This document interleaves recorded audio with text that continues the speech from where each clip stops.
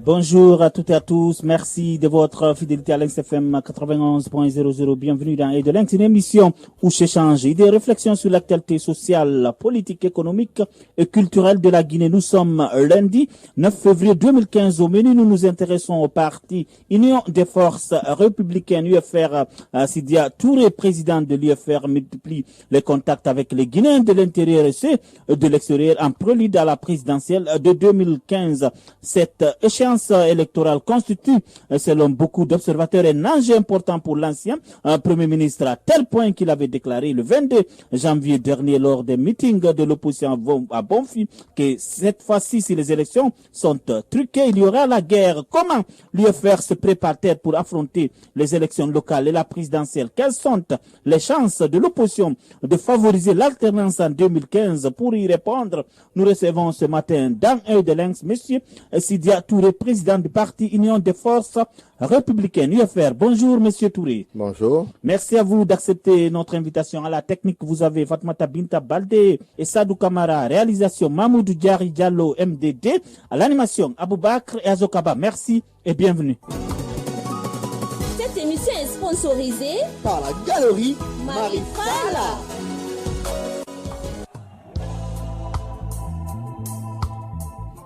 Vous suivez Lynx FM 91.00 sur www.lynxfm.net. Avec nous dans Œil de Lynx, Sidia Touré, président du parti Union des forces républicaines UFR. Vos questions sont attendues au 669 911 911 par SMS et sur Facebook, sur www.facebook.com/Œil de Lynx FM. Alors, pour commencer, d'abord, nous adressons nos condoléances les plus attristées à l'UFR et à la presse guinéenne suite au décès d'Elhadj Saliou Baldé, membre du bureau exécutif national de l'UFR. Le doyen Baldé, qui avait été rédacteur en chef du quotidien Oréa et directeur de publication de l'hebdomadaire Les Échos de Guinée, est décédé dans la nuit du samedi au dimanche 8 février.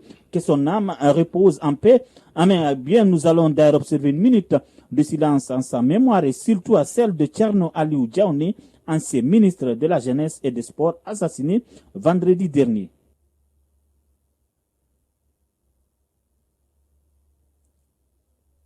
Eh bien, merci, Monsieur Touré. On va d'ailleurs commencer par ça. Que vous inspire aujourd'hui cette recrudescence de l'insécurité à Conakry? On vient de l'annoncer il y a eu cet assassinat de Thierno Aliou Diaoné, ancien ministre de la Jeunesse et des Sports. Merci. Je voudrais d'abord rendre un hommage particulier à ces deux personnes qui ont été d'une manière ou d'une autre des collaborateurs. Mohamed Saliou a travaillé avec moi pratiquement depuis l'an 2000. Il a adhéré au parti et depuis cette date, nous avons travaillé de manière très proche. Et je me rappelle que nous nous sommes séparés vendredi matin à mon bureau encore, en train de discuter de notre projet de communication pour la suite. Et j'ai été vraiment extrêmement surpris par ce qui est arrivé et que tout le monde déplore aujourd'hui. C'est une très triste nouvelle pour mon parti et pour les amis que nous sommes. Il en est de même de la mort de Diaoné, son assassinat. Quelqu'un qui a beaucoup travaillé avec nous, qui, pendant les événements de 2006-2007, était l'un des acteurs clés de la société civile. Les Guinéens ne savent pas tout cela. Et je crois qu'il occupait des fonctions extrêmement importantes pour la pacification de tout ce processus aujourd'hui que nous avons dans notre pays. Je salue sa mémoire et j'espère surtout que ce à quoi nous sommes en train d'assister aujourd'hui va finir par prendre fin. Maintenant, si je reviens au débat, je voudrais, avant de commencer quoi que ce soit, rectifier quelque chose que je viens d'entendre. Je l'ai déjà entendu dans d'autres journaux. Lors de mon intervention pendant le meeting de Bonfi, à aucun moment je n'ai parlé de guerre. J'ai parlé en soussou. Quand vous parlez soussou, ceux qui ne parlent pas, je pense qu'ils doivent demander qu'on leur interprète ça.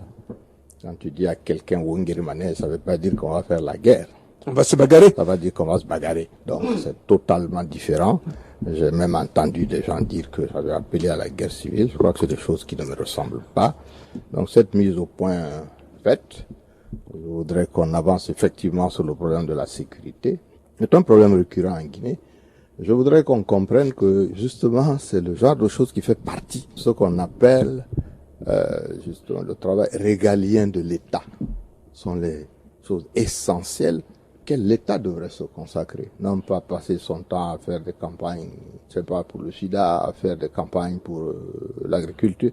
La sécurité fait partie des éléments essentiels pour la mise en place d'un État de droit, un État pacifié, un État fréquentable et un État où les citoyens peuvent se sentir à l'aise pour pouvoir vaquer à leurs occupations qui est la base de l'activité.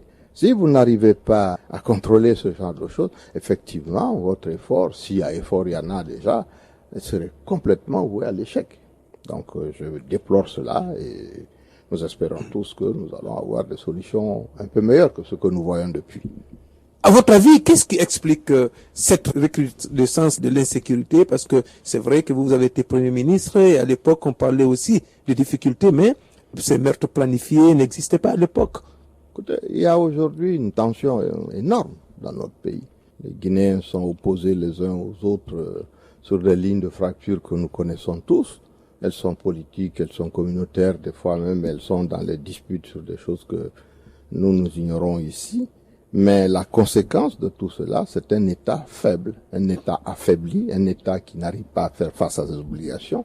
J'ai dit, l'obligation de l'État, ce n'est pas d'envoyer des policiers dans la rue pour aller mater les manifestants. C'est de faire en sorte aussi que l'État soit solidifié, qu'il soit crédibilisé. Et de ce côté-là, c'est encore un des aspects de l'échec de ce régime-là. On est obligé de l'admettre depuis Madame Boireau, en passant par Gussen. Il y a eu énormément de cas comme ça et le sommet a été atteint par l'assassinat d'un ancien ministre de la République dans des conditions extrêmement crapuleuses. Et je crois qu'on doit tirer les conséquences de tout cela. Voilà pourquoi nous nous battons pour l'alternance. Franchement, c'est pas du tout un problème d'une opposition au RPG. Non, c'est l'incurie, l'incapacité du gouvernement à gérer les choses qui fait que nous disons, nous devons apporter une nouvelle solution. Sinon, la Guinée ne s'en sortira pas.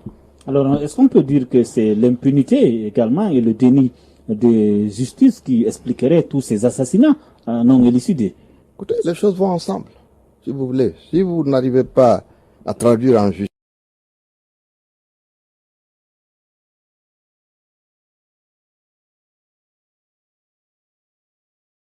les premiers assassins, si vous faites en sorte que les gens n'ont plus confiance à leur système judiciaire et qu'ils n'ont plus confiance à leur administration, non seulement vous avez par la pauvreté, la misère, l'obscurité des possibilités de ce genre-là, mais vous avez la contrepartie, comme ce que nous voyons dans les quartiers ce matin, où des jeunes gens, pour un oui, pour un non, sont obligés de se manifester parce qu'ils ne sont pas entendus ailleurs, ou parce qu'ils savent que de toute façon la revendication qu'ils porteront ne mènera nulle part. Donc nous avons un problème de crédibilisation de l'État. C'est la raison pour laquelle nous allons aborder cette question, je pense le moment est venu puisque vous avez plusieurs rubriques. Nous avons parlé dans notre programme de gouvernement, le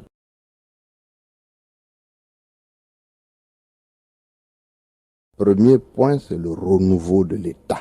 Le premier point du programme de l'UFR, c'est le renouveau de l'État. Nous en parlerons tantôt. Ah oui, mais on peut en parler maintenant. L'occasion est opportune à mon avis. Que faut-il aujourd'hui, selon vous, pour mieux sécuriser les Guinéens et leurs biens? Il faut qu'il y ait un État nouveau, un État qui serait géré de manière différente, qui permettrait non seulement d'avoir des fonctionnaires compétents, accessibles, qui serait débarrassé de la corruption, du clientélisme, du népotisme, de l'inefficacité, mais qui aurait à sa tête un leadership qui est capable, si vous voulez, de donner le là, de donner une projection de notre volonté, de notre ambition, de notre vision, et en demandant à tout un chacun de travailler dans ce sens, et de faire en sorte que les responsabilités soient correctement partagées. Vous aurez, comme nous l'avons un peu fait en 96, une administration au travail. Une administration au travail, c'est une administration avec des ministres qui ont des décrets d'attribution clairement définis, avec une coordination ministérielle qui permette à chacun d'évaluer à tout moment jusqu'où est-ce qu'on est arrivé. Si vous vous souvenez, à cette époque-là, en 1987, la première chose que nous avons faite, c'est notre retraite à Dalaba, pour aller donner à chacun une lettre de mission, pour dire voilà l'objectif que nous allons atteindre dans le cadre de la vision Guinée 2010. Vous, votre rôle, c'est ceci, c'est ceci, c'est cela. Voilà les moyens dont vous allez disposer. Voilà les cadres dont vous allez disposer également pour faire ce travail. Chacun de vous sera apprécié au fur et à mesure des réunions du Conseil interministériel qui seront sanctionnées par le Conseil des ministres. C'est un travail permanent qui ne peut pas être fait sans expérience. Mais actuellement, il y a quand même, le ministre Mohamed Saïd Fofana avait clairement défini des lettres de mission qui ont été remises au ministre. Je dis que c'est un travail qui ne peut pas être fait sans expérience. Le problème de notre pays à l'heure actuelle, c'est que nous sommes gouvernés par des gens qui n'ont pas l'expérience de la gestion publique. C'est une réalité. Ce n'est injurier personne que de dire qu'au sommet de l'État aujourd'hui, nous avons des gens qui n'ont jamais eu de telles responsabilités et que nous sommes en train de tâtonner. Il y a beaucoup d'amateurisme, beaucoup d'incompétence, malheureusement, qui se répercutent sur l'ensemble du système. De telle façon que vous voyez aujourd'hui que notre pays est totalement bloqué, il est arrêté. Il n'évolue pas. Et quand on n'évolue pas, on recule. À part Ebola, de quoi parle-t-on en Guinée aujourd'hui? Rien d'autre.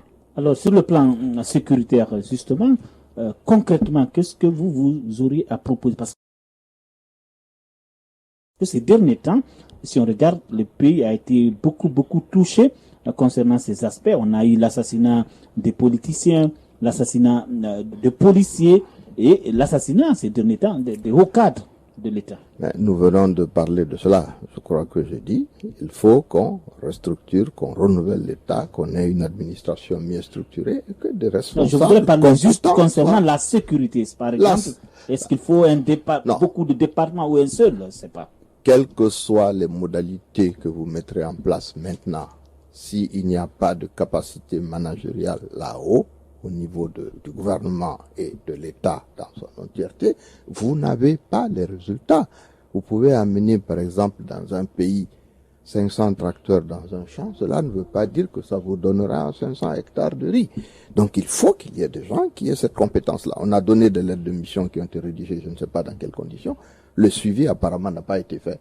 Et cela n'a pas fait, je ne vois pas quel est le résultat. Et puis il y a aussi, voilà un pays où chaque jour les ministres sont changés. Si je me souviens bien, le ministre de la Sécurité, il doit être le 3e ou le 4e en l'espace de 4 ans. Donc, vous n'arriverez pas à quelque chose de cette manière. Je ne suis pas un spécialiste de la sécurité, mais ça me paraît totalement évident que quand vous avez la responsabilité de ces choses-là, vous pouvez conduire votre action dans la mesure où le contrôle est fait et qu'il y a une synergie, parce qu'il n'y a jamais une question dans un gouvernement qui est traitée de manière seule. Vous faites la sécurité, vous avez les financements de la sécurité, vous avez un certain nombre de choses qu'il faut mener ensemble. C'est le rôle de la coordination gouvernementale. Vous êtes sur Lynx FM 91.00 avec nous dans Insidia Touré, président du parti Union des forces républicaines. Oui, parce que vous parliez tout de suite de ce malaise social à côté de ce problème d'insécurité. Et actuellement, la ville de la baie, ce que nous apprenons, est assiégée par des gendarmes, des policiers, etc. Et tout est parti d'une manifestation de cadres de l'UFDG qui protestent contre ce qu'ils appellent des mutations arbitraires dans cette préfecture. Que vous inspire cette autre nébuleuse? Ce sont les mêmes problèmes. Ce qui se passe à la baie, ce qui se passe ici. Ce que nous voyons chaque fois que nous manifestons, c'est-à-dire la répression qui suit, sans que des solutions nous soient apportées. Le gouvernement, dans toutes les régions aujourd'hui, après avoir fait le hold-up sur les mairies, les comités de quartier et autres, est en train maintenant de changer les fonctionnaires. Dans la perspective des élections. Nous avons connu ça depuis le départ. Tous les maires qui n'étaient pas RPG en Guinée à l'arrivée de ce gouvernement ont été changés pour mettre à la place ces fameuses commissions, je sais pas, la délégation spéciale, qui ne pouvaient juridiquement pas subsister plus de 6 mois et qui d'ailleurs ont été mises en place dans des conditions totalement contraires à la loi. On a fini cela, nous sommes passés à une deuxième phase, on a changé les chefs de quartier et plus le gouvernement perd de crédibilité au niveau des populations, plus on s'inquiète pour les élections qui vont arriver, plus on cible les fonctionnaires, ce qui se passe à l'Abbé, se passe à Bokeh, se passe à Kindia, se passe à Bofa. Dès qu'on sait qu'il y a un fonctionnaire qui fait un travail, quel que soit le travail merveilleux qu'il peut faire dans son service, s'il n'a pas l'opinion qu'on souhaiterait qu'il ait, il est d'office affecté. Nous avons vu un juge qui était substitut du procureur de la République à Conakry, donc c'est un magistrat de très haut niveau, se faire renvoyer à la justice de paix de Tougué, simplement parce qu'il présidait la commission de centralisation de Matoto et qu'il a refusé qu'on change les résultats. Voilà le genre de choses qui se fait. Mais ça, c'est courant. Mais à côté de cela aussi, l'État a le devoir, a le droit d'affecter ses fonctionnaires où il veut, partout où il veut. Ça ne devrait pas être un problème qui devrait amener à des interprétations. Le problème, c'est que c'est ciblé. C'est permanemment, c'est totalement ciblé. On vient de mettre un conseil de la magistrature. Normalement, dans le cas de l'affectation des magistrats, cela se fait de manière à ce que quand vous avez atteint un niveau, on ne peut pas vous rétrograder, sauf s'il y a eu vraiment une faute extrêmement lourde. Mais sans explication quand cela est fait, vous savez très bien pourquoi cela se fait. C'est l'habitude de ce gouvernement, de ce parti notamment, qui est un parti de centralisation démocratique, comme on appelait ça, de vouloir absolument phagocyter tout le système. Qu'on affecte des fonctionnaires, cela se voit, mais qu'on les affecte pour leur opinion personnelle, leur opinion politique, et cela est permanemment visible, mais écoutez, cela n'est pas totalement, ce n'est pas du tout acceptable. Alors on va revenir sur ces délégations spéciales. L'opposition projetait de les chasser. Est-ce que le mot est toujours à l'ordre du jour? Nous continuons de discuter de cette affaire pour savoir exactement quelle est la stratégie qu'il faut adopter. Ce qui est passé, ce qui est fait actuellement est dans l'illégalité totale. Nous sommes en mesure de dire pourquoi pas remplacer ces maires par les députés qui ont été élus dans leur circonscription. Au moins, ce ne serait plus une délégation spéciale du gouvernement, mais ce seront des responsables que les populations ont choisis. On réfléchit et nous reviendrons à cette question, peut-être devant la Cour suprême et autres. Vous êtes sur Lynx FM 91.00 avec nous dans Œil de Lynx Sidia Touré, président du parti Union des forces républicaines. On parlait tout à l'heure à Boubacar Feka de l'IFDG.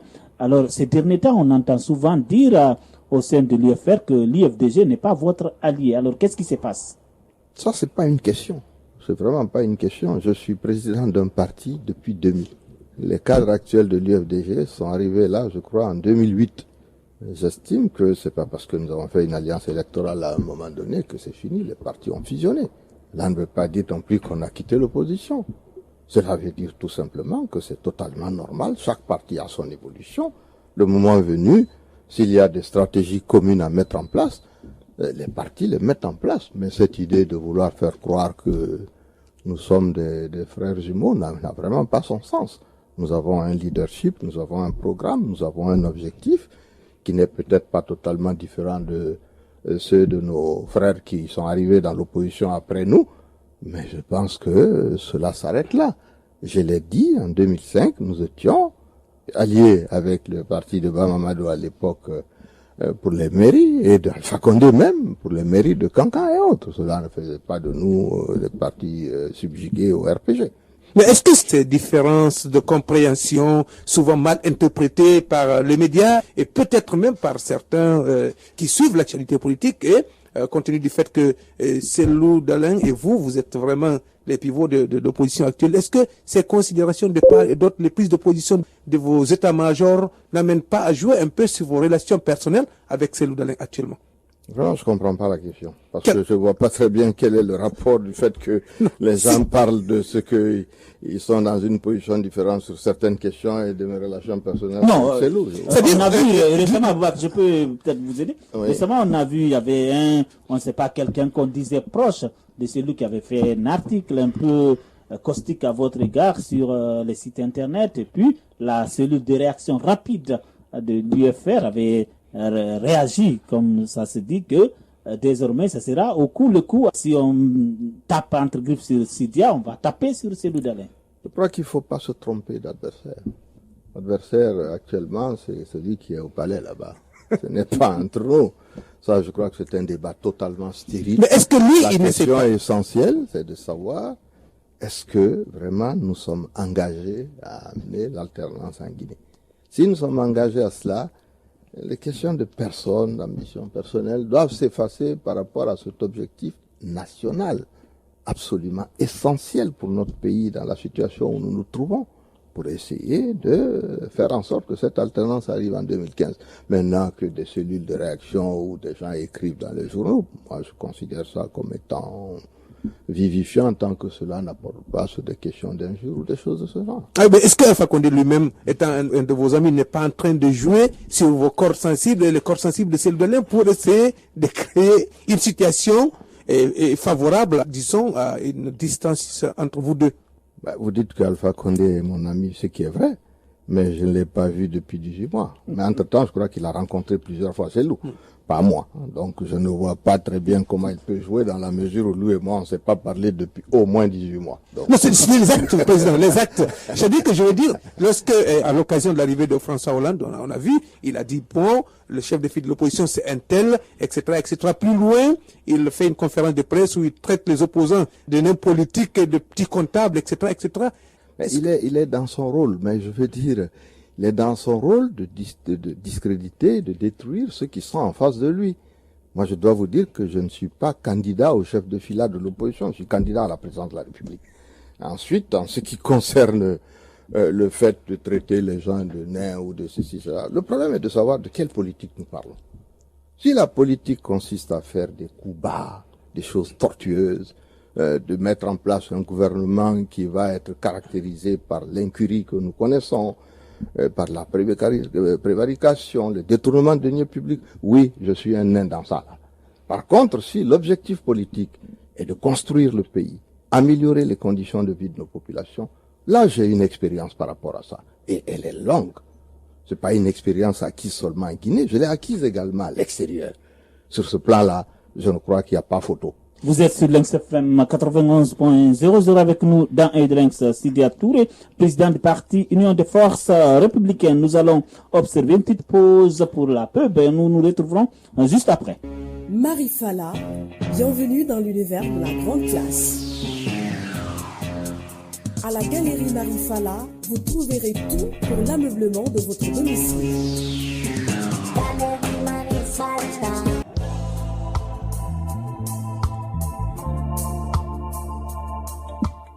Vous êtes sur Lynx FM 91.00. Vous nous suivez sur www.lynxfm.net.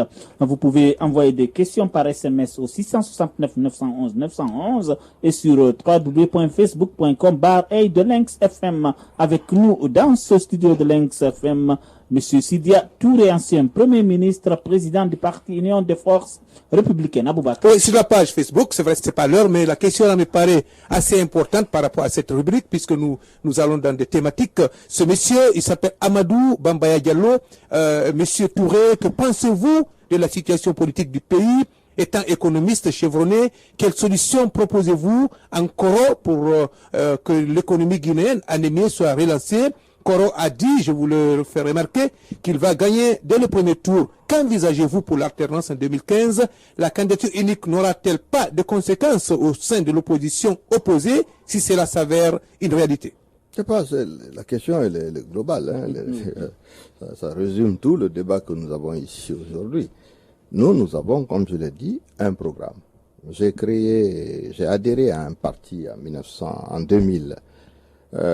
Parce que Sirajo m'avait dit de venir avec lui, Alpha Condé aussi, je leur ai dit, l'un et l'autre, vous avez des partis trop marqués. Je veux partir d'un petit parti avec la perspective d'expliquer aux Guinéens que nous avons un programme de gouvernement. Un programme de gouvernement qui est bâti sur mon expérience personnelle et ce que j'ai fait tant à l'extérieur qu'en Guinée. Voilà comment l'idée de l'UFR est partie. Dans le cadre de ce programme, nous avons abordé une série de questions. L'un des problèmes fondamentaux, je l'ai dit tantôt, c'est le renouveau de l'État. Le renouveau de l'État, quand vous allez construire une administration compétitive qui va avoir la capacité de répondre à la demande des administrés, à la rendre plus performante, vous réglez une bonne partie des questions. Si je prends sur le plan des investissements, un gouvernement, une administration qui aura simplement la possibilité de développer une meilleure capacité d'absorption peut permettre de dépenser beaucoup plus d'argent dans le cadre des dons, ce qui n'est pas notre cas aujourd'hui, et augmenter la croissance de notre économie. Donc, ceci était le point 1 que j'avais. Bien sûr, il y a le développement des secteurs comme l'agriculture, les infrastructures de base, les secteurs sociaux comme l'éducation et la santé. Voilà ce sur quoi Nathan le barrage, c'est gentil, mais entre-temps, qu'est-ce qu'on fait? C'est toutes ces choses-là qui font que nous avons besoin d'avoir une alternance en 2015. C'est pas le problème de moi ou d'un autre que quelqu'un, c'est le problème de nos compatriotes qui vivent aujourd'hui dans la misère la plus noire. Est-ce que nous devons accepter cela? Je dis non. Maintenant, de quelle manière on y va? Chacun y va de ses explications. D'aucuns disent candidature unique. Les gens disent non, c'est pas ça. Mais écoutez, proposez autre chose, mais qui soit jouable, qui permette d'aller de l'avant. Qu'est-ce que Comme vous je dis, Alpha commence déjà à annoncer la couleur en disant je vais passer au premier tour. Oui, si vous n'arrivez pas à faire un consensus national pour vous mettre en face de ça, oui, c'est l'objectif qu'il se fixe. La disparité des candidats permettra de sortir d'une situation pareille, de mettre totalement en face de lui pour arriver à cela. Je dis, recherchons la possibilité d'un consensus national qui fera que ce consensus obtenu, Alpha lui-même se rendra compte que c'est pas la peine qu'il aille aux élections. C'est une possibilité, c'est pas la seule. On continue de réfléchir, nous n'avons pas beaucoup de temps, mais je veux bien laisser croire à tout un chacun qu'il n'y a pas de problème de candidature unique en Guinée. Il y a un problème d'alternance en Guinée. Chacun apporte ses solutions. On va continuer parce que il y a cette question qui se pose, à savoir si un scénario du second tour de la présidentielle de 2010 se présentait en 2015 avec un Cellou et un Alpha en face. Qu'est-ce que vous allez faire? Vous allez trop loin. Pourquoi vous ne dites pas qu'il y en aura un de moi ou de l'autre, ou de trois ou autre? Donc je crois que ça, il faut pas spéculer. Il ne faut pas spéculer. Nous avons fait ça en 2010. Nous avions d'un côté 65% de l'électorat et en face Alpha qui avait 18%. Il est arrivé premier. Bien sûr que l'élection n'était peut-être pas propre, mais le premier tour non plus n'était pas propre. Posons-nous la question, si vraiment j'étais en face d'Alpha, est-ce que je l'aurais battu ou pas? C'est la question. C'est-à-dire, le problème maintenant, si je vous comprends maintenant, la question, elle est là. Si je vous comprends, Président, maintenant, le problème, c'est quoi? C'est qui en face de Alpha en 2015? A des chances de le battre. C'est la question essentielle. Voilà. Maintenant, le problème, c'est quoi? C'est que quand on vous écoute, on écoute Cellou Dalein, vous allez excuser qu'on parle de vous deux, parce que c'est vous deux qui êtes, en réalité, les ténors de l'opposition, que les autres leaders m'en excusent. Ça ne veut pas dire que je les rabaisse, que je les dégrade, mais compte tenu des chiffres qu'on a depuis ces derniers temps, on se rend compte que il y a Alpha Condé, il y a Cellou Dalein et il y a Sidya Touré. Mais de plus en plus, lorsqu'on vous écoute, on se dit que vous êtes favorable peut-être à une insurrection, même si c'est de façon très modeste. J'ai jamais dit ça. Bon, en tout cas, vous êtes favorable à une alternance et vous n'êtes pas du tout sûr que si l'opposition ne fait pas le maximum, Alpha Condé pourra être battu par les urnes.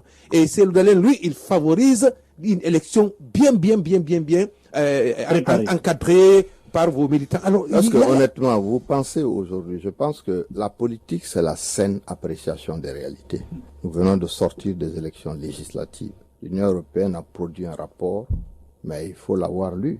On l'a lu, hein? Non, si vous l'avez lu, vous avez vraiment, dans notre cas, 6 régions sur 8 qui sont des régions qui étaient UFR, ont été non pas spoliées, mais saccagées complètement. Quand vous prenez le cas d'un coin comme Zérékouri, où on a distribué que la moitié des cartes d'électeurs, où sur 400 bureaux de vote, on en a annulé presque la moitié, ou dans une sous-préfecture comme Koulé, où nous sommes arrivés en tête avec plus de 7000 voix et le RPG avec moins de 1000 voix, les 42 bureaux de vote ont été totalement annulés alors qu'on les avait comptés, mis dans des enveloppes sécurisées, donnés à la FOSPEL pour aller déposer. Ça veut dire que le processus électoral, on va l'encadrer comment? De quelle manière est-ce que réellement on pense que nous allons... Si on avait une élection libre, transparente en Guinée, mais tout ce débat n'existerait pas. Nous apprécions la réalité de la Guinée. Si nous voulons le changement, nous devons nous adapter à la réalité de la Guinée et non pas rêver d'un processus électoral où tout sera très bien, où le premier sera premier, le deuxième sera deuxième. Si on avait fait cela en 2010, on n'en serait pas là. Mais on sait que ce ne sera pas cela. Donc, dans ces conditions où vous le savez, en tant qu'homme politique, vous appréciez le terrain et vous vous dites, on le change comment? Maintenant, si vous vous dites que de toute façon, si ce n'est pas comme cela, moi je préfère qu'Alpha Condé reste, ben écoute, chacun prend ses responsabilités. Moi, je ne vois pas le problème dans ce sens. Je le vois comme étant que la chance de notre pays aujourd'hui, c'est que ce régime s'en aille. Et quels sont les atouts si vous êtes, excusez-moi Zoka, avec votre permission, si vous êtes en face de Alpha Condé au second tour, à supposer qu'on partira à ces élections, quels sont vos atouts pour pouvoir battre Alpha Condé au second tour? Je pense que ça dépend aussi des candidats. Il faut quand même que, sans parler de soi, moi j'ai quand même un passé dans ce pays et ailleurs. J'ai été haut fonctionnaire en Côte d'Ivoire, j'étais au fond. J'ai travaillé comme directeur du commerce en Côte d'Ivoire, directeur général de l'administration, directeur de cabinet du ministre du Plan, directeur de cabinet chargé de la restructuration économique du pays. Et en 1990, quand la crise a éclaté en Côte d'Ivoire, en 1990, je n'étais même plus dans l'administration. Le président Houphouët-Boigny a fait appel à 3 cadres. Le premier ministre Ouattara, qui était gouverneur de la Banque centrale, Charles Konambani, qui était directeur de la Banque centrale locale d'Abidjan, et un certain Touré Sidia. Le gouverneur est venu avec son attaché de cabinet, Pascal Koupaki. À 4, nous nous sommes assis le 18 avril 1990 dans une Côte d'Ivoire où tu ne pouvais même plus toucher 25 000 francs de chèque dans une banque. Et nous nous sommes dit, exactement autour d'une table comme la vôtre ronde, il y avait une 4e personne. Qu'est-ce que nous faisons? Nous avons mis en place un programme de stabilisation et de relance économique pour le pays. En 6 mois, nous avons remis le pays sur les rails. C'est fort de cette expérience qu'en 1996, le président Lansana Conté m'a fait appel après les événements des militaires pour venir être Premier ministre en Guinée. Du 2 mai jusqu'en juillet, nous avons discuté 2 mois pour lui imposer les conditions dans lesquelles la primature devait être mise en place. Pendant 3 ans, nous avons fait ce programme. Tout le monde en a vu les conséquences. Je crois que il ne faut pas aussi dire les choses comme ça. Je suis pas tombé ici parce que j'étais fonctionnaire quelque part, on m'a pris. Non, on a été me chercher parce que on a dit que j'avais l'expérience de faire quelque chose. Et de nous 4 qui étions dans ce comité de coordination en Côte d'Ivoire, le président Ouattara est président de la République aujourd'hui, mais tous les 3, Badi a été Premier ministre en Côte d'Ivoire, moi je l'ai été ici, mon adjoint Pascal Koupaki a été Premier ministre au Togo, au Bénin. Donc ça veut dire que il y a quand même une expérience de la chose publique. On ne peut pas jeter ça comme cela. Et ça, sur ce plan-là, je le revendique avec force. C'est une réalité. Voilà l'une des raisons pour lesquelles les Guinéens doivent me faire confiance quand je leur dis que je peux changer le pays. Justement, c'est à ce niveau qu'il y a un hic, c'est que si on se réfère à toutes les élections auxquelles vous avez participé ces derniers temps, c'est que on constate que vous êtes toujours 3e. Hein, vous n'êtes pas arrivé encore en 2e. Alors comment allez-vous faire en sorte que vous soyez 2e ou 1er? Je pense que, est-ce que ces élections répondaient aux critères que nous souhaitons auxquels ils répondent? Est-ce qu'au premier tour de l'élection présidentielle, je n'étais pas 3e? Donc, j'estime que si nous parlons d'élections qui ont été truquées, ne commençons pas à avancer que le résultat c'est cela. La question aussi est de savoir si les Guinéens aujourd'hui ont bel et bien compris que la question qui se pose à nous n'est pas d'être d'une communauté pour suivre quelqu'un de sa communauté, mais que c'est une question nationale pour laquelle nous devons trouver une solution. Dans ces conditions, peut-être qu'on se tournera beaucoup plus vers ceux qui ont l'expérience, un passé par rapport à ces questions pour les résoudre, plutôt que de dire « je vote pour mon cousin, si on ne gagne pas, nous allons continuer de pleurer ensemble ».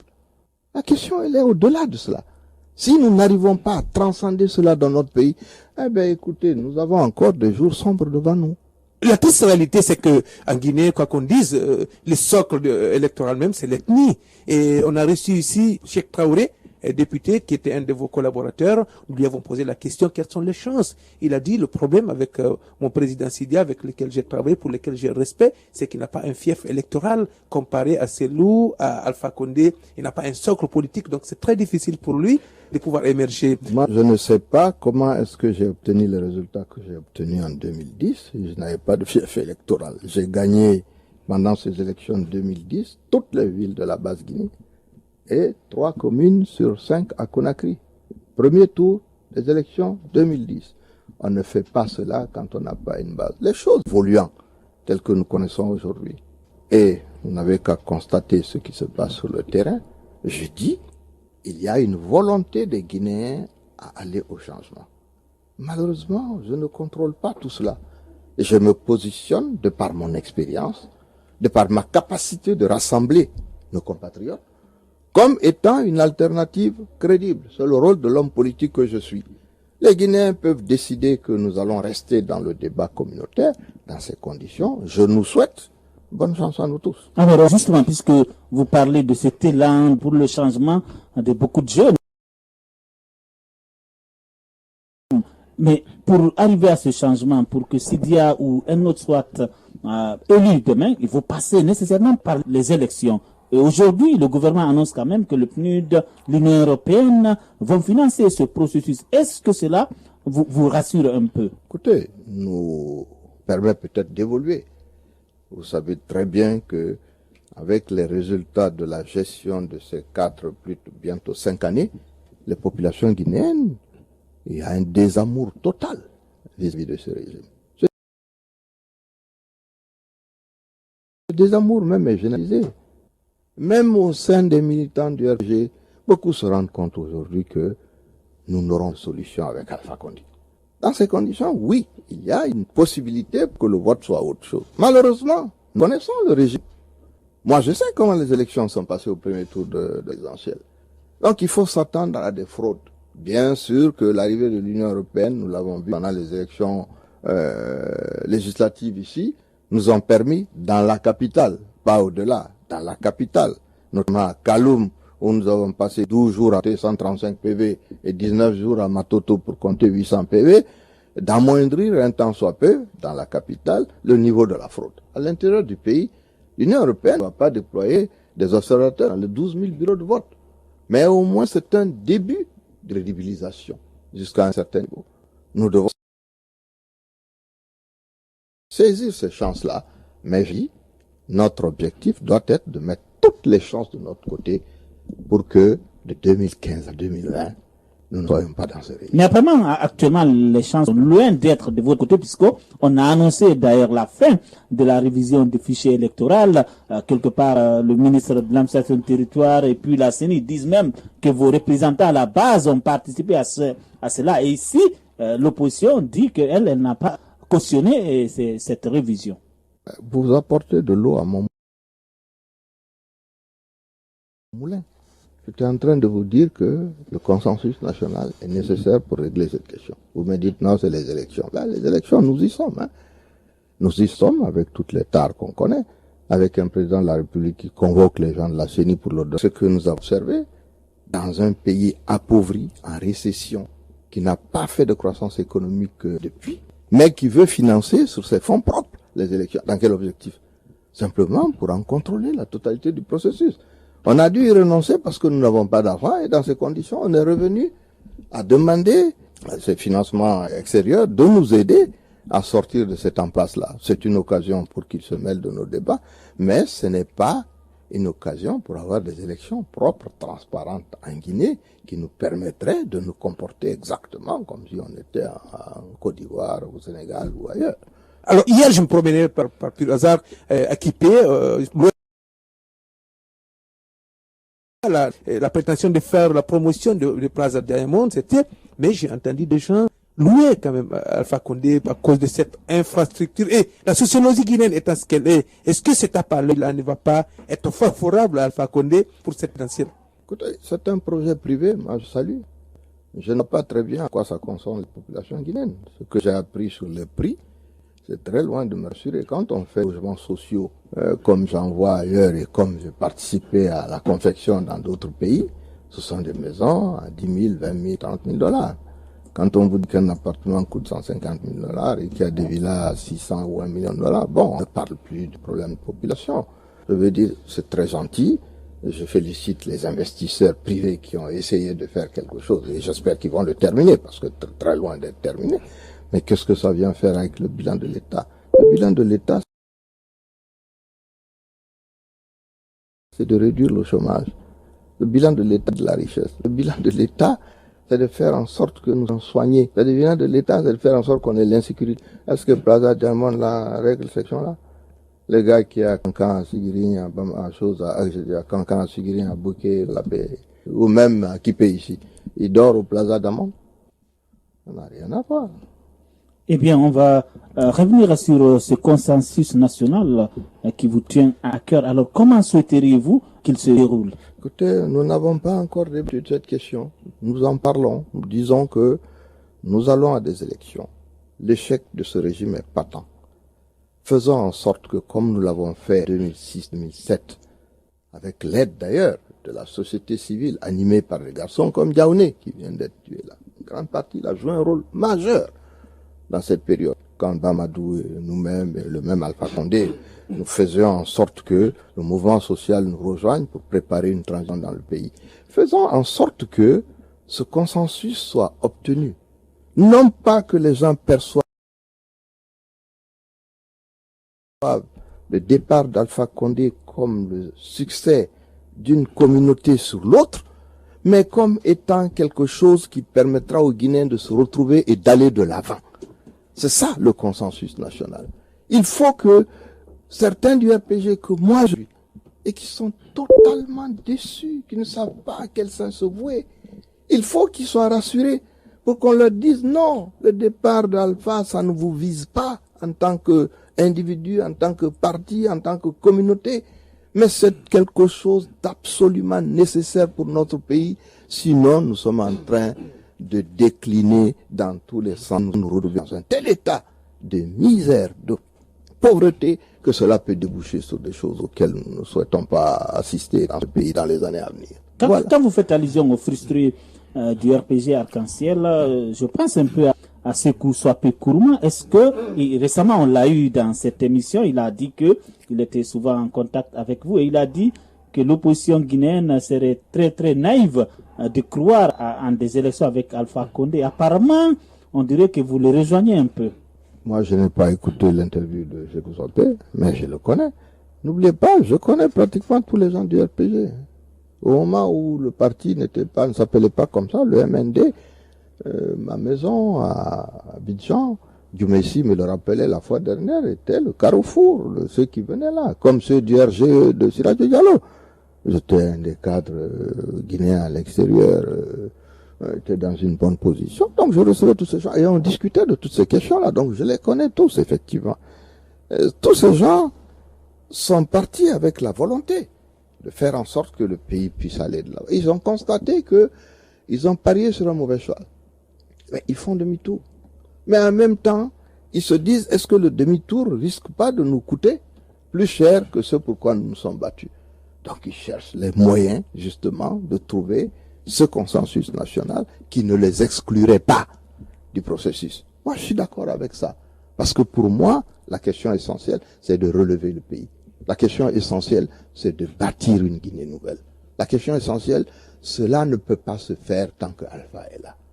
Alors, tout ce qui peut contribuer à cela, je suis pour que vraiment on trouve ces solutions-là et que ceux qui même sont à côté aujourd'hui et qui savent que tout ça de toute façon ne mène à rien, soient rassurés pour dire non, on ne vous en veut pas à titre personnel, on veut régler cette question-là et on va lui donner un repos mérité quelque part, qui garde l'argent qu'il a et puis ce serait une bonne chose pour la Guinée. Y compris par l'insurrection. Je n'ai pas parlé de ça. J'ai vraiment parlé de ça. Je crois que chaque peuple trouve les solutions à ces problèmes. Abouba. Alors, quel regard portez-vous aujourd'hui sur l'économie guinéenne dans ce contexte où la Banque mondiale prévoit une récession causée par la flambée de la fièvre Ebola? Oui, la récession, la fièvre Ebola à bon dos, c'est vrai. Nous sommes dans une situation extrêmement difficile. Elle n'est pas due uniquement à la fièvre Ebola. Il ne faut pas oublier que en 2013, la croissance de la Guinée était à 2%. 2% dans un pays avec une inflation de 10%, cela n'apporte rien. Cela est une récession déjà en soi. Nous avons donc cette situation-là qui ne permet pas de créer de la richesse, qui ne permet pas, quand vous ne créez pas de richesse, vous n'abondez pas votre budget, vous ne créez pas d'emploi. Et pendant la même période, je m'excuse du peu, les sociétés minières comme Pria et autres ont été fermées ici. Donc Ebola est venu nous trouver dans une situation de désespoir qu'on a continué d'amplifier. Donc je dis, nous sommes dans une situation dans laquelle nous devons avoir une perspective pour sortir de là. L'UFR a une vision, a une ambition pour la Guinée. que nous essayons de défendre, que j'ai commencé à vous exposer. Parlez un peu de votre vision sur l'économie économique. Je viens de vous dire, je dis le premier point, c'est le renouveau de l'État. Je vous ai expliqué qu'est-ce que cela voulait dire. Le renouveau de l'État, pourquoi? Parce qu'une administration compétente, une administration qui fonctionne correctement peut absorber un maximum de crédits qui sont consentis à notre pays. Et l'absorption des crédits, la possibilité de dépenser l'argent qu'on vous donne, vous permet de croître, de créer de la richesse, de créer de l'emploi. Ça, c'est un volet. Mais cela ne représente à peine qu'un tiers des possibilités d'investissement dans notre pays. Le second volet, le plus important, c'est le secteur privé. Que faisons-nous pour intéresser aujourd'hui le secteur privé au développement dans notre pays? Nous ne pouvons pas le faire dans la mesure où même la stabilité macroéconomique dont on parle ne peut pas tenir dans la mesure où nous n'avons pas ouvert suffisamment nos portes. Pourquoi? Il n'y a pas d'infrastructure de base, il n'y a pas de route, il n'y a pas d'électricité. Il y a aussi l'insécurité dont nous venons de parler. Mais il y a également l'environnement juridique des affaires. Le fait que les gens doivent venir chez nous pour investir, qui s'est installé pour créer la richesse. Donc, voilà les choses que nous avons. La troisième chose, je vous ai dit, à part donc ce problème minier, le problème des infrastructures, le problème de l'énergie, je suis pour un développement du secteur agricole dans notre pays. Je suis pour cela parce que je l'ai expérimenté ailleurs. Et qu'en arrivant ici, moi-même, j'ai fait 500 hectares de plantation. Les exemples sont très simples. Les 120 ouvriers que j'ai pris dans ces plantations, en 5 ans, j'ai vu leur niveau de vie changer. C'était pas tellement qu'on leur donnait des salaires, mais ils ont appris les méthodes culturelles. Et quand ils quittaient nos champs de palmiers ou de cocotiers ou d'anacardes, ils faisaient de la banane plantée à côté. Certains se sont mis à faire du manioc, ainsi de suite. Je les ai vus avec des motos, je les ai vus avec des maisons en tôle. C'est ça le développement, c'est quelque chose qui va directement à vous. Nous avons augmenté la production cotonnière de 6 000 tonnes à 40 000 tonnes. Au Mali, ils sont à 400 000 tonnes. 400 000 tonnes de coton produit, c'est 2 millions de gens qui sont occupés à faire cela. Ça, c'est pas les mines. Les mines, c'est une économie qui, malheureusement, est centralisée. Elle n'est pas redistributive. L'argent va dans les caisses de l'État et c'est facile à détourner. Donc, l'agriculture touche le maximum de nos populations. Quand on a adressé ces questions-là, nous nous adressons également aux questions sociales. Vous ne pouvez pas bâtir un pays si vous n'avez pas amélioré votre système de santé. Il faut qu'on ait des hôpitaux un peu mieux que ce que nous avons. Pas un peu mieux, totalement différent de ce que nous avons. Il n'y a pas d'eau aujourd'hui à Ignace Dine. Il n'y a pas d'eau à Donka. Je le disais, même un simple forage peut régler ces questions-là. Il n'y a pas d'électricité.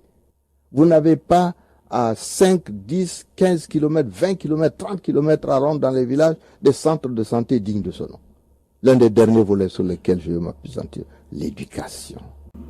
L'éducation, c'est la base de tout. Un pays qui a loupé son éducation n'a pas vocation à avoir un développement qui puisse durer durable. Ce n'est pas possible. C'est une des raisons pour lesquelles, en dehors de tout problème politique, en 1987, j'ai créé la première école privée de ce pays, ici, le groupe scolaire Victor Hugo. 1987. Pourquoi? Parce que j'étais déjà conscient de ce problème de l'éducation. Nous devons faire en sorte que notre école soit plus qualifiée. Nous devons faire en sorte que l'enseignement de base permette à nos gens d'avoir une formation minimum jusqu'à l'âge de 12-13 ans. Et après cela, ceux qui n'ont pas vocation à aller dans les collèges soient en mesure d'apprendre un métier. C'est là le rôle du ministère de l'enseignement technique et de la formation professionnelle que j'ai créé en 1996. C'était dans cet objectif-là. Ça permet à tous nos gens qui sont sortis des universités avec des formations qui ne sont pas suffisamment qualifiées d'être prêts à recevoir avec une bonne ouverture les premières sociétés qui vont arriver ici. Cet objectif-là. Ça permet à tous nos gens qui sont sortis des universités avec des formations qui ne sont pas suffisamment qualifiées d'être prêts à recevoir avec une bonne ouverture les premières sociétés qui vont arriver ici. Ils vont trouver des cadres moyens, des cadres de base formés pour continuer à travailler avec ces gens. Je peux développer ça longtemps. Eh bien, nous y reviendrons. Je rappelle à nos auditeurs qui écoutent Lynx FM 91.00. Nous avons comme invité Sidia Touré, président du parti FR. Et maintenant, la parole à nos auditeurs sur Facebook et par SMS.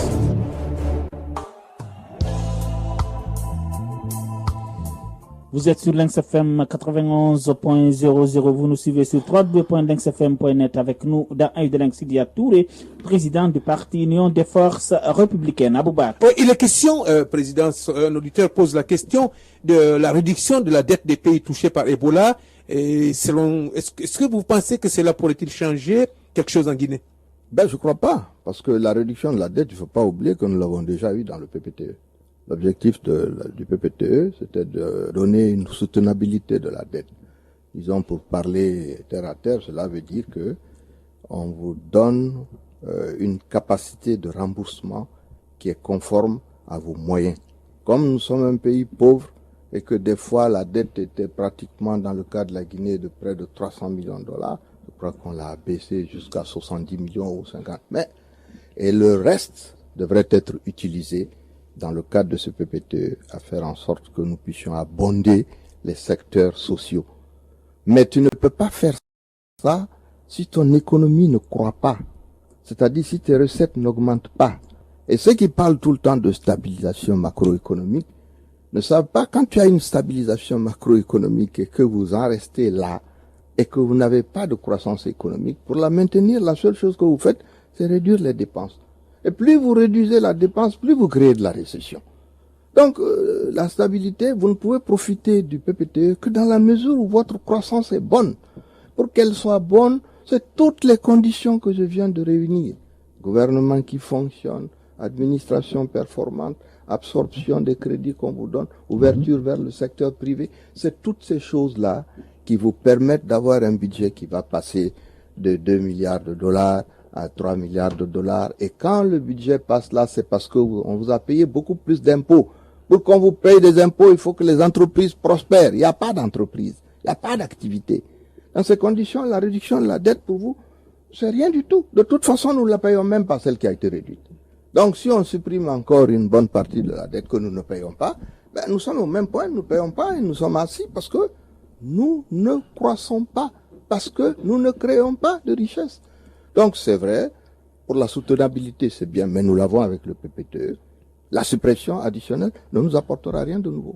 Alors, nous avons cet SMS de cet auditeur qui dit que il y a eu également une baisse un peu du prix de litre de carburant à la pompe et que selon cet auditeur, le gouvernement a dit que les premiers ministres ou l'opposition qui ont critiqué cela ne sont pas de bonne foi parce qu'ils savent comment les choses se passent. Qu'en dites-vous?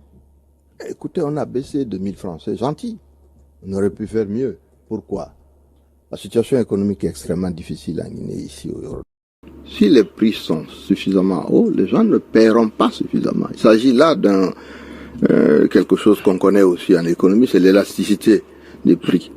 Plus c'est un peu plus bas, plus vous aurez de gens qui en achèteront. Et cette quantité augmentera vos recettes. Plus c'est haut, moins vous avez de gens qui payent. C'est haut, vous avez beaucoup sur 1 litre, mais ça ne veut pas dire qu'on en achètera plus. Donc ce travail devait être fait avant de proclamer 1000 francs. Je pense qu'on aurait pu faire 2000, on aurait pu faire 2500. Ça boosterait un peu plus la consommation de ce produit sur lequel de toute façon nous ne perdrions pas de l'argent. Mais ça, je crois que c'est pas une question fondamentale aujourd'hui, dans la mesure où la consommation de carburant en Guinée est extrêmement petite. Mamadou Baldé sur la page Facebook, quel est votre sentiment après la victoire des éléphants de Côte d'Ivoire et que pensez-vous de la défaite du Syrie national? Écoute, on a tous été malheureux que nous ne soyons pas allés plus loin. Mais j'ai écouté beaucoup de nos jeunes gens sur les radios à Conakry ici. Nous devons prendre des dispositions pour qu'on ait vraiment, nous aussi, je crois, des écoles de formation. Ça me semble quelque chose d'extrêmement important. Il faut que nous arrêtons de croire que c'est l'improvisation qui va nous mener là. Nous avons des garçons talentueux. Mais j'aimerais que ceux qui viennent derrière soient passés par des structures où non seulement ils font du football, mais ils apprennent à lire, à écrire, à améliorer donc leur niveau. L'école, le ballon aujourd'hui, c'est pratiquement des stratégies. Donc autant les Guinéens, nous avons conservé notre virtuosité en matière de ballon, autant nous avons besoin de qualifier un peu nos structures au niveau de l'équipe nationale. Cela commence d'abord par avoir un championnat régulier qui fonctionne. Cela passe par des centres de formation. À mon sens, si nous faisons cela, il n'y a pas de raison qu'on ne revienne pas au niveau que nous avons eu dans notre pays à une trentaine d'années. Ça me semble absolument machin. Hier, les Ivoiriens, ils sont arrivés avec beaucoup de chance. J'estime que, mais vous n'avez la chance que dans la mesure où vous êtes arrivés quelque part. Donc, je m'en félicite. Je les félicite d'ailleurs tous aussi pour ce qu'ils ont fait.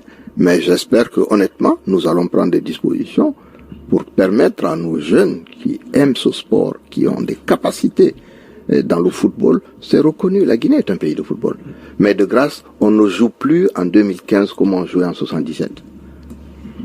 Eh bien, c'est bien dit.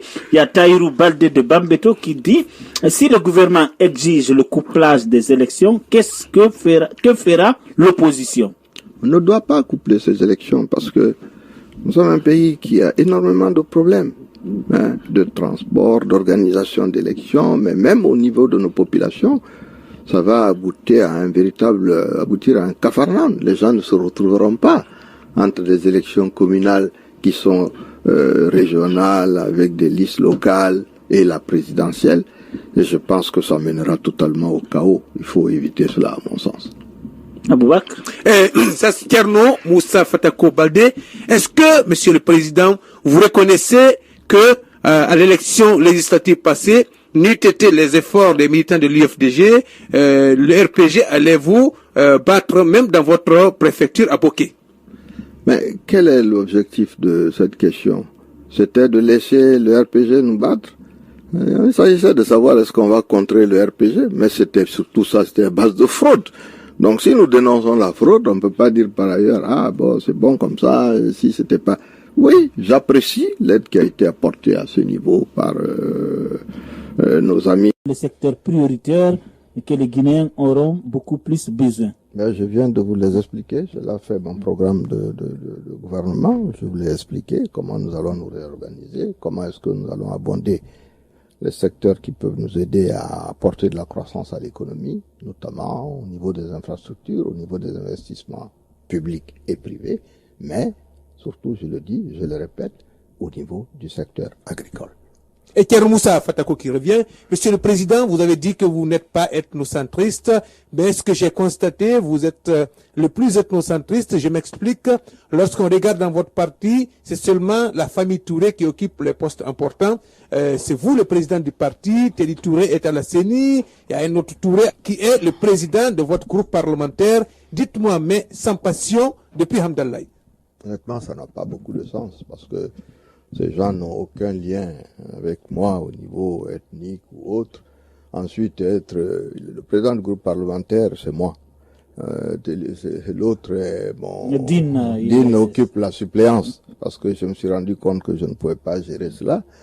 Si vraiment Telly c'est mon frère, écoute, en attendant il est passé au RPG, je sais pas qu'est-ce que l'ethnie et puis Touré. On est Touré, il y a des Touré Peul, il y a des Touré Soussou, il y a des Touré Diaranké comme moi, ça n'a rien à voir. La question supplémentaire, quelle est la situation de Telly? Il est là-bas, il représente l'UFR, n'est-ce pas? Non, il ne représente plus l'UFR, ça va de ça. Vous l'avez pas fait remplacer ou bien il faut une procédure? Non, on ne peut pas, parce qu'on a dit qu'une fois que les commissaires sont en place, ils sont plus politiques. Ils sont plus, théoriquement, ils ne sont plus politiques, mais ils peuvent être convoqués à la présidence tous les jours pour recevoir des instructions.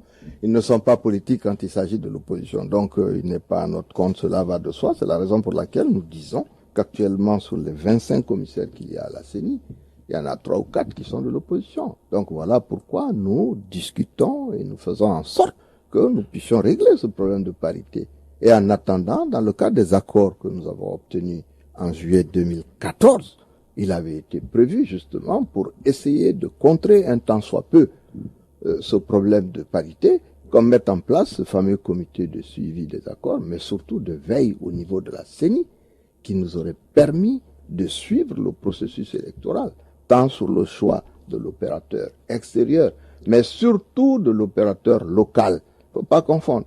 L'opérateur local, nous sommes en train de revenir dans le cadre d'un Sabari bis qui va s'appeler autrement. Donc nous avons de réels problèmes à gérer au niveau de cette CENI. Et quand on en parle, on dit oui, mais les opposants, c'est un problème essentiel pour que le processus électoral soit qualifié. Il y a des sujets autres dont on n'a pas encore parlé et qui ne nous ont amenés nulle part. Je viens de parler de la CENI. Mais le problème du corps électoral, tout le monde sait qu'il y a des contradictions là-dedans.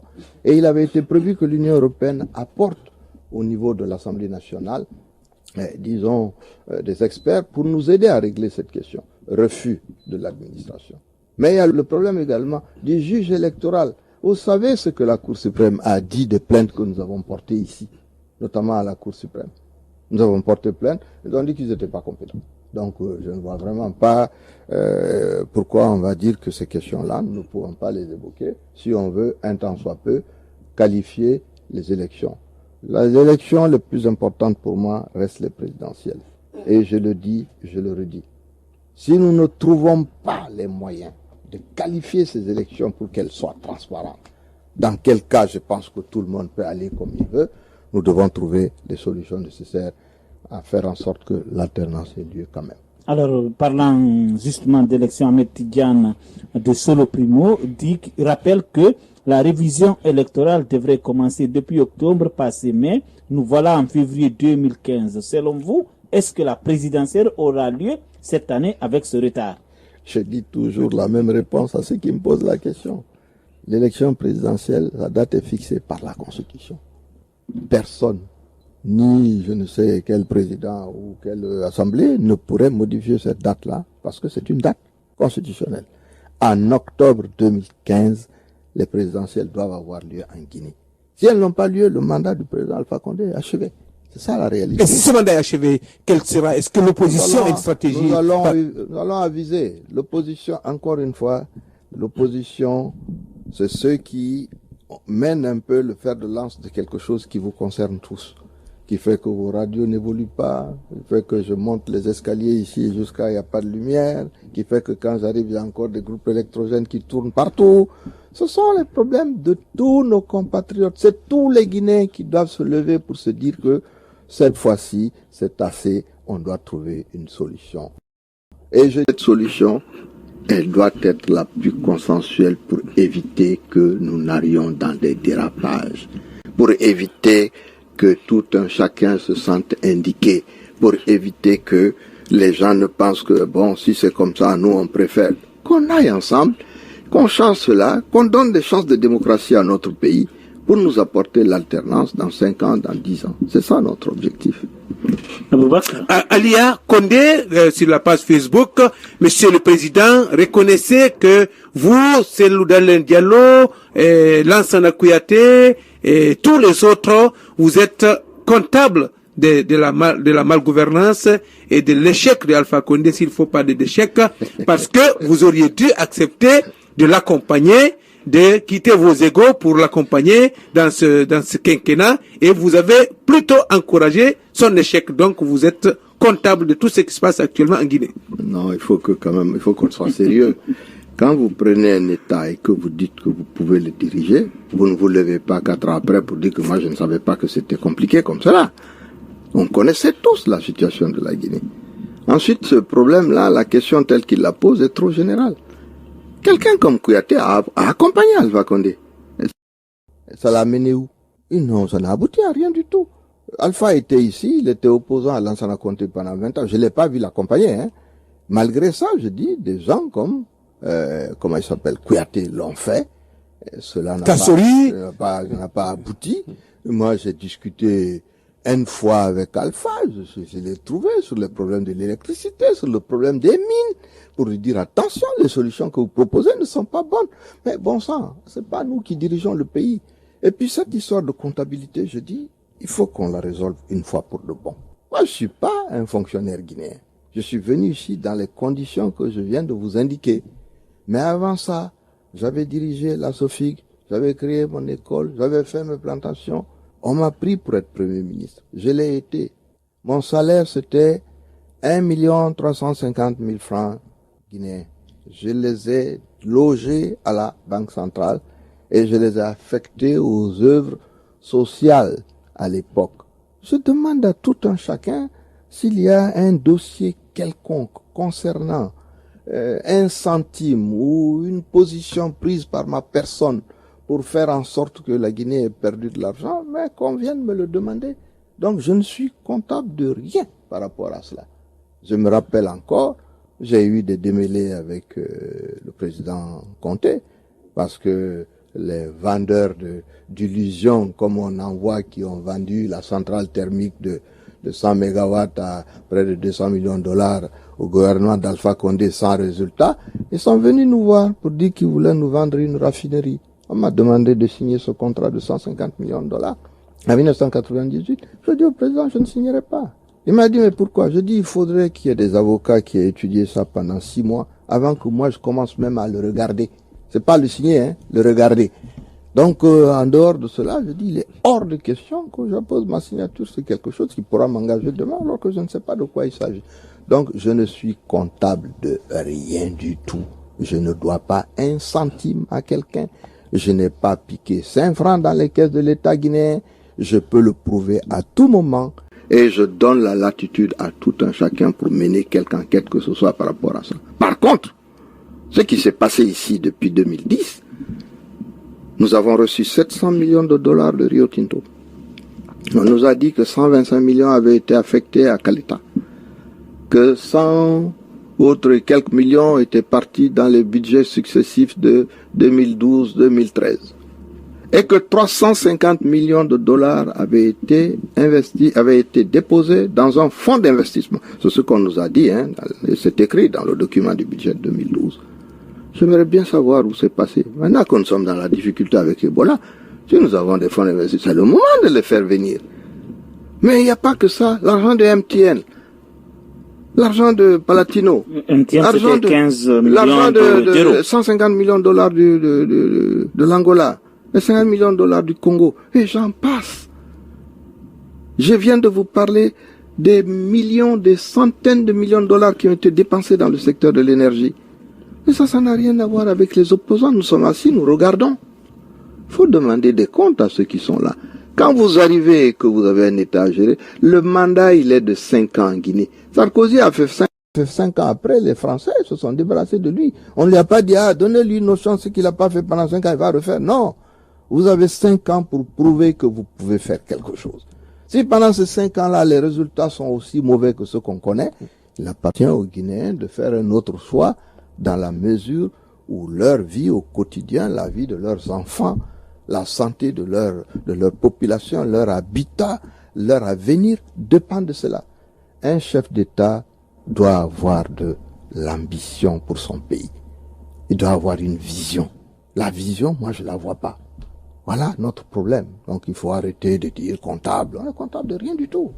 Alors, nous avons Salam Taran Diallo qui demande, Monsieur le Président, qu'allez-vous faire si l'opposition est battue en 2015 quand on sait qu'aucun acte n'est en train d'être posé pour la transparence des élections? J'espère qu'on ne va pas arriver là et que ce monsieur se battra pour que nous n'arrivions pas à cette situation.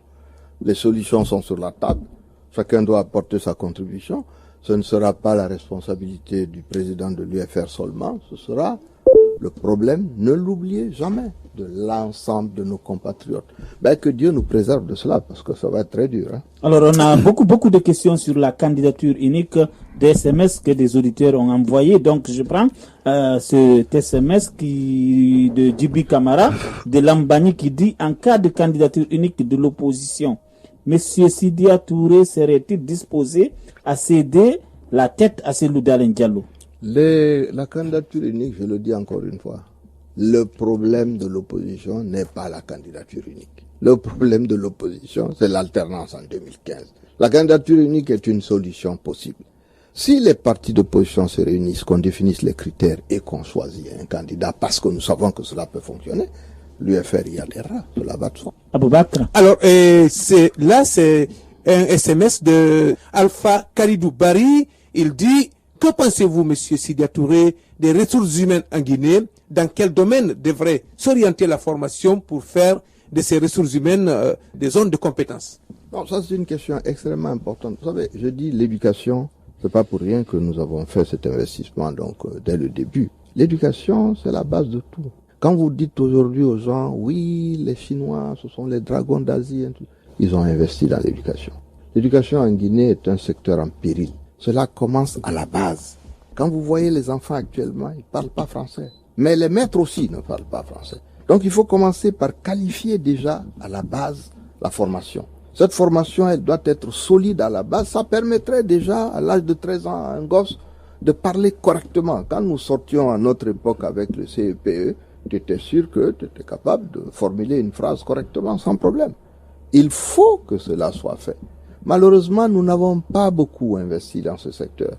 Nous n'avons pas du tout répondu à toutes les demandes de la communauté internationale dans ce secteur où normalement 30% de notre budget de fonctionnement devait être affecté au secteur de l'éducation. Nous ne sommes même pas à peine à 10% ou à 12%, mais cet argent même, il est destiné simplement à payer des salaires. Ce qui fait qu'il n'y a pas eu d'investissement. On n'a pas créé une seule université. On n'a pas qualifié ces universités. Elles ne sont pas équipées, n'ont pas accès à Internet. Nous avons énormément de retard par rapport à cette question. Mieux que ça, je viens de vous dire qu'en 96 déjà, j'avais répertorié le fait que nous avons des centaines de milliers de bacheliers sans emploi ou d'universitaires qui avaient fini des études, malheureusement pas toujours adaptées, sociologie, enseignement, je sais quoi, relations internationales, qui sont en Guinée, qui chôment. L'enseignement technique devait former ces gens-là dans le domaine de la comptabilité, de l'informatique, de l'électricité, pour permettre, avec l'ouverture, dans le cadre de notre programme de développement, avec l'ouverture du pays, la crédibilité que nous allons apporter, la création d'emplois qui va suivre, à ces gens-là de trouver un emploi tout de suite. L'éducation, c'est la base.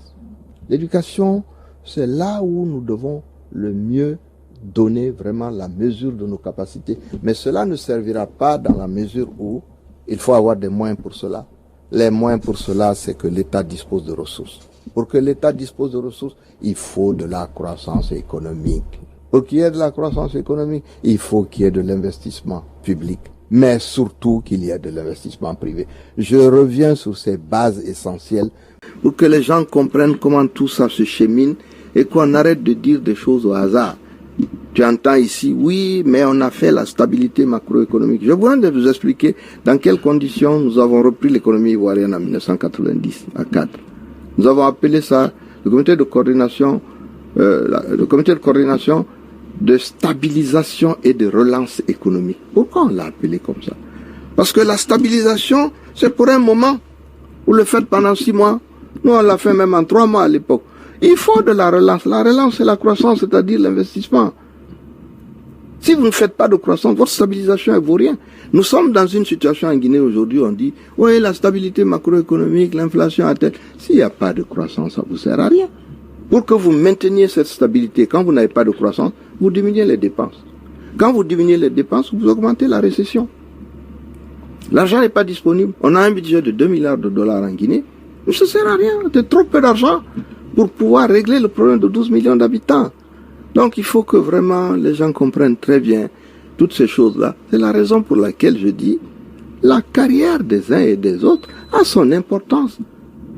La présidence n'est pas un centre d'apprentissage. Voilà. Eh bien, la présidence n'est pas un centre d'apprentissage. Je rappelle à nos auditeurs que nous avions reçu ce matin dans Œil de Lynx, M. Sidya Touré, président du parti Union des forces républicaines. Cette émission tire vers sa fin. Peut-être un message, M. Sidya Touré, à nos auditeurs et à tous vos militants et sympathisants. Je voudrais vraiment dire à nos compatriotes que nous sommes extrêmement peinés de la situation que nous vivons en ce moment. J'ai du mal à digérer le décès d'un garçon comme Yaoundé, surtout dans les conditions dans lesquelles cela a pu se faire. Je dis, si l'État n'est pas capable de nous apporter le bien-être que nous souhaitons, je leur demande sincèrement, au moins de faire en sorte que leur rôle régalien, notamment en matière de sécurité, soit mis en place. Je désespère, parce que je ne vois aucune perspective dans ce sens. Il faut qu'on fasse en sorte que ce pays aille de l'avant. Nous avons acquis la conviction pendant ces 4 années, 5 années bientôt, que ce régime ne peut pas y parvenir.